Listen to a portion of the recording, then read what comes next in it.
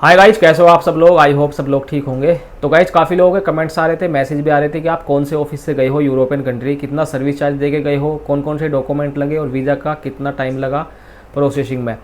तो सारा कुछ आज की वीडियो में बताने वाला हूँ। वैसे आपसे पहले भी मैं इस बारे में कई बार बता चुका हूँ, लेकिन आज मैं स्पेसिफिक वीडियो लेकर आया हूँ इसी टॉपिक पर। मैं आप लोगों को बताऊँगा कौन से ऑफिस से गया हूँ, कितना सर्विस चार्ज दे के गया हूँ, कौन कौन से डॉक्यूमेंट लगे थे, वीज़ा का क्या प्रोसेसिंग था, सारा कुछ इस वीडियो में बताऊंगा। तो वीडियो में आगे बढ़ने से पहले आप लोगों से एक छोटी सी रिक्वेस्ट है भाई, अगर मेरी वीडियो का थोड़ा भी पार्ट आपको अच्छा लगे ना तो प्लीज़ यार लाइक ज़रूर कर दीजिएगा, एक प्यारा सा कमेंट। और जिन भाई लोगों ने मेरे चैनल को अभी तक सब्सक्राइब नहीं किया है, प्लीज़ चैनल को भी सब्सक्राइब कर लीजिए और बेल आइकन को भी प्रेस कर लीजिए, ताकि आने वाली हर एक इन्फॉर्मेटिव वीडियो का नोटिफिकेशन आपके पास पहुँचता रहे।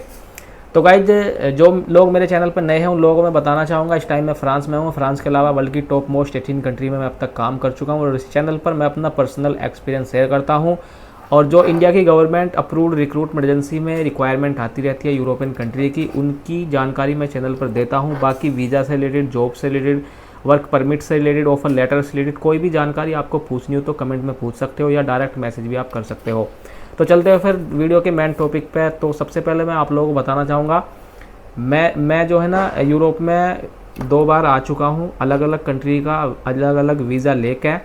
और फर्स्ट टाइम जब मैं आया था तो मैं हंगरी का वीज़ा लेकर आया था। हंगरी शेंजन कंट्री का हिस्सा है, बहुत ही अच्छी कंट्री है। तो फर्स्ट टाइम मैं हंगरी का वर्क वीज़ा लेकर आया था और उसमें मेरा जो है ना 1.5 लाख रुपया लगा था मात्र, ठीक है ना। जिस ऑफिस से मैं आया था वो है भाई एनडी एंटरप्राइजेज़, दिल्ली में है, राजेंद्र पैलेस हेमकुंड टावर में।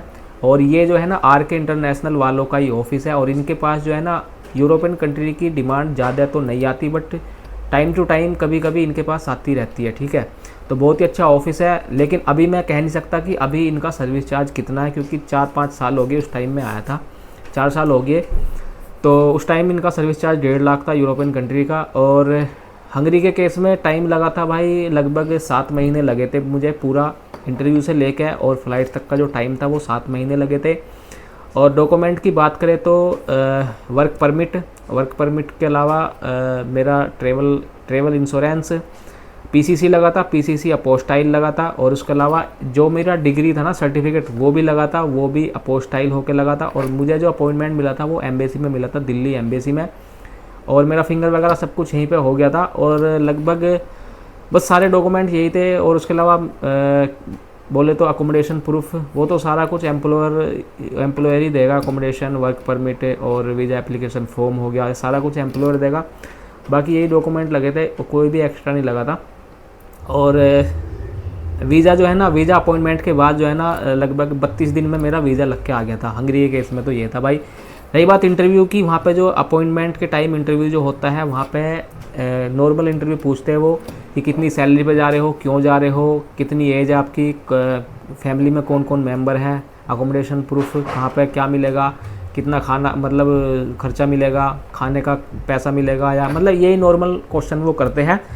और वहाँ पे जो है ना हंगरी एम्बेसी में जो है ना हंगरियन पीपल होगा, मतलब फॉरेनर पीपल होगा जो आपका इंटरव्यू लेगा। अगर आपको इंग्लिश आती है तो कोई नहीं, आप वो इंग्लिश में ही करेगा क्वेश्चन, तो आप मुझसे बात कर सकते हो डायरेक्ट। अगर आपको इंग्लिश नहीं आती तो भाई उसके बराबर में ही जो है ना ट्रांसलेटर खड़ा रहेगा, वो आपको कन्वर्ट करके बताएगा, फिर उसको बताएगा। तो बिल्कुल भी टेंशन लेने की ज़रूरत नहीं है, डरने की ज़रूरत नहीं है, ठीक है।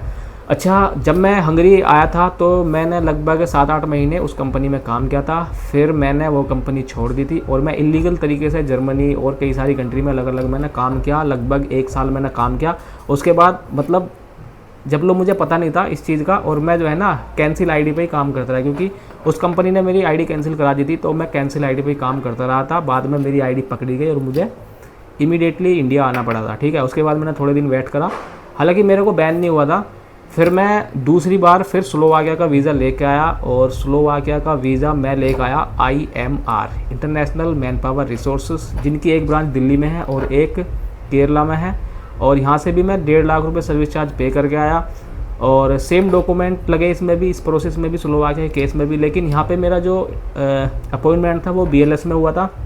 और BLS में जो है ना फॉरेनर आपका इंटरव्यू नहीं लेगा, कुछ भी वो नहीं पूछेगा। लेकिन यहाँ पे मेरा PCC नहीं लगा, ओनली मेरा जो डिग्री है ना वो अपोस्टाइल विद ट्रांसलेट हो गया, डिग्री के बेस पे मेरा वीज़ा लगा, ठीक है, और डॉक्यूमेंट सेम लगे दोनों में। और यहाँ पे मेरा वीज़ा ओनली 2 दिन में लग के आ गया था भाई, 2 दिन में वीज़ा लग गया था। और यहाँ पे मेरा टाइम लगा ओनली 3 मंथ, 3 महीने का प्रोसेसिंग टाइम लगा, और फिर मैं स्लोवाकिया आ गया।